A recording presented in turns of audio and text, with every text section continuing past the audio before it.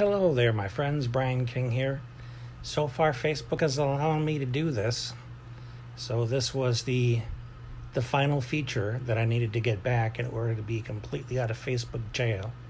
So if you're able to see this, it means I'm back in the game. Oh, psoriasis flare. I'll have to put something on that. But the title of this is 90% of success is showing up. And showing up doesn't have to be showing up at 100%. It's showing up given the best you got with what you got. I'm exhausted today. Absolutely exhausted. But between the heat, the humidity, and a new medication I'm on, it's just wiping me out. But I can't stay in bed because my boys have to go to a doctor as well, and I've got to take them in a few minutes. But I've had some wonderful conversations this morning that I wanted to share with you. One was with a colleague, Catherine Hogan, and I'll mention her in the comments. But she has got this marvelous organization out in Connecticut called the Social Communication Foundation, and she's going to be starting a new organization, and she's asked me to be a consultant for the new organization.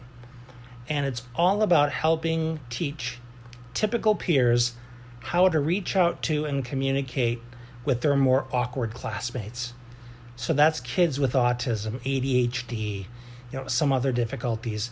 And what she's found is these kids really want the instruction on how to do it.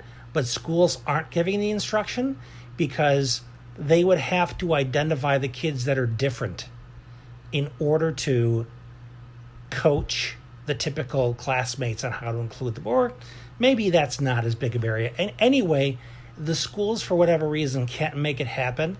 But Catherine has had some wonderful success making it happen. I'm looking forward to supporting her with that. And with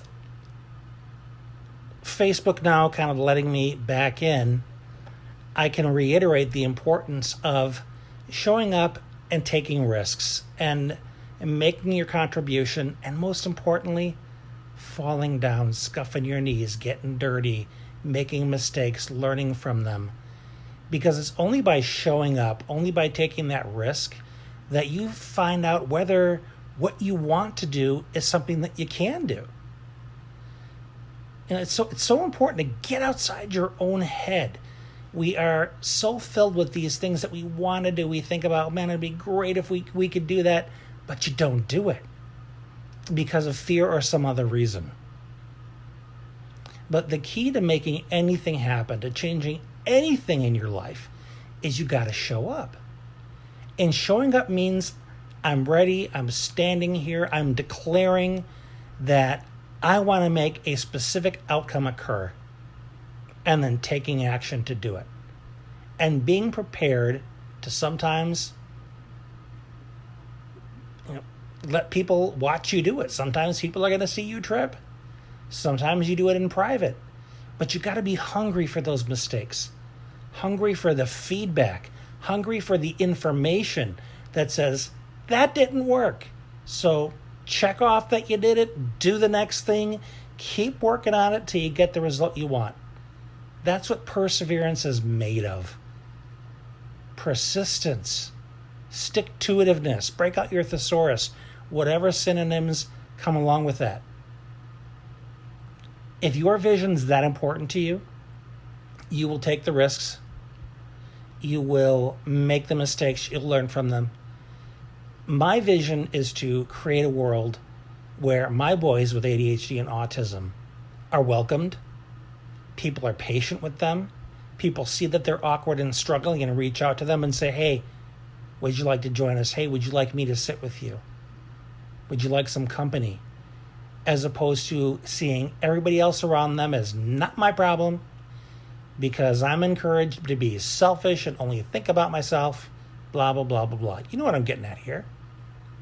To get back to being a community again and seeing each other and helping the people that struggle, to lift them up, to help give them the opportunities they need, help them make the connections that they may have difficulty with because of their invisible disabilities like autism or ADHD.